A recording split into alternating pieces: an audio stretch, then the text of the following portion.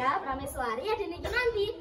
Saya ingin menceritakan sebuah kisah yang berasal dari Kecamatan Slogohimo, tepatnya di Desa Sambirejo, dengan judul Asal Usul Hutan Donoloyo, dengan tema Inspirasi Negeri. Sebelumnya izinkan saya berpantun terlebih dahulu ya. Jalan-jalan ke pasar, saking besarnya jadi kesasar. Bila ingin mendapat hasil yang besar, tentulah harus rajin belajar. Dahulu kala ada sebuah kisah tentang Raden Donokusumo bersama kakak perempuannya Dewi Donowati dan suaminya Pangeran Melek. Mereka pergi meninggalkan kerajaan Majapahit karena perang saudara kala itu. Ketiganya berjalan ke arah barat, tepatnya di sisi selatan Gunung Lawu. Dewi Donowati dan Pangeran Melek menetap di Surabaya, sedangkan Raden Donokusumo menetap di Kampung Brojo. Ia sangat kagum dengan para penduduknya, karena para penduduknya yang sangat ramah dan suka bergotong royong.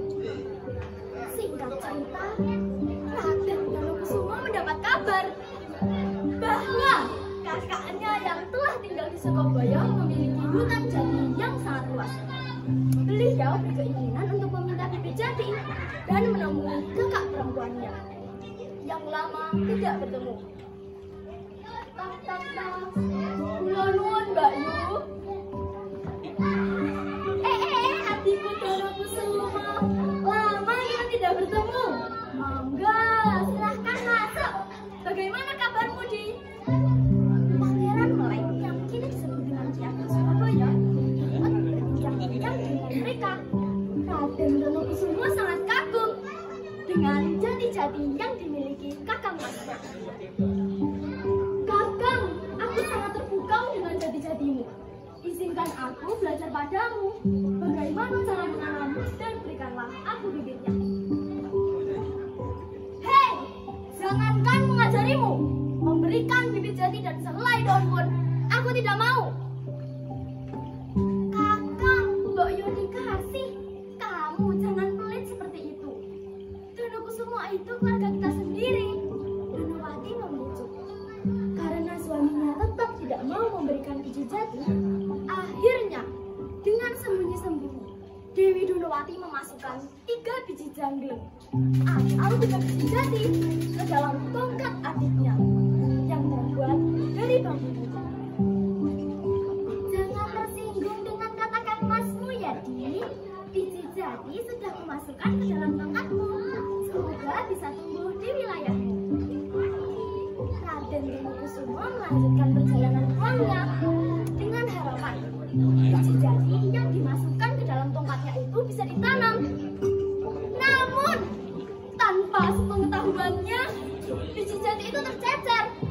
Setibanya di rumah, ia langsung melihat ke arah tongkatnya, yang ternyata hanya tersisa 1 biji jati saja. Dengan perasaan yang sedih, ia menancapkan tongkatnya di depan rumah dan beristirahat. Belum lama ia beristirahat, tiba-tiba terjadi hujan yang sangat deras dan petir menyambar.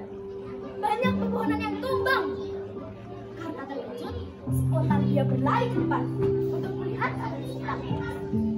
Alangkah terkejutnya melihat tongkat yang ditancapkan di depan rumahnya itu terbelah menjadi 2 dan tumbuhlah 1 pohon jati. Saking gembiranya, jati itu diberi nama Jati Campurung. Singkat cerita, karena ia tidak pernah putus asa dalam merawat pohon jati, jati-jati yang dimiliki Raden Donokusumo luasnya melebihi kakaknya. Mendengar hal itu, Ki Ageng Surabaya bergegas menemui adiknya. Setibanya di sana, ia terkejut dan marah.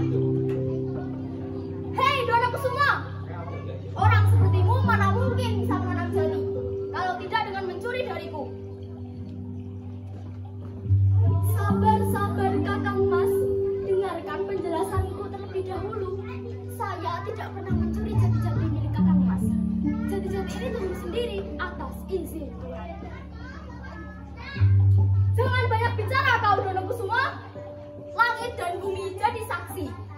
Aku bersumpah bahwa kalau ada ranting sekecil apapun dari kayu jatimu di Bawang Sukobaya, maka akan terjadi bencana. Setelah kakak Masnya memberikan sumpah serapahnya, tiba-tiba petir menyambar.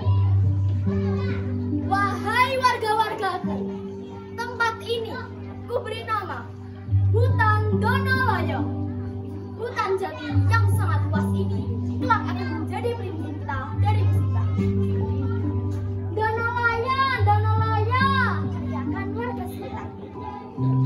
Meski hutan jati sangat lebat, tapi warga sekitar tidak berani menebang pohon tersebut. Sesuai dengan wasiat Ageng Sukobaya, dan harus menjaga pohon-pohon itu dari tangan-tangan orang jaya. Cukup sekian cerita dari saya. Kurang lebihnya mohon maaf. Wabillahi taufiq wal hidayah. Wassalamualaikum warahmatullahi wabarakatuh.